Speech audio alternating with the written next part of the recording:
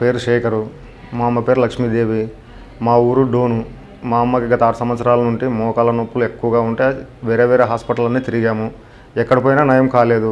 టీవీలో ఆర్జే హాస్పిటల్లో యాడ్ ఇచ్చి చూపించారు.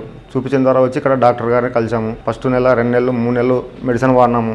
మెడిసిన్ వాడిన తర్వాత మా అమ్మకి బాగానే ఉండదు, ఫ్రీడమ్గా ఉండదు. ఫస్ట్లో అయితే అసలు కూర్చోవడము, లేయడము, పడుకోవడానికి కూడా చాలా ఇబ్బందికరంగా ఉండదు. ఇప్పుడు మా అమ్మకి కూర్చోవడానికి, నిలబడడానికి, నడవడానికి చాలా ఫ్రీగా ఉండదు.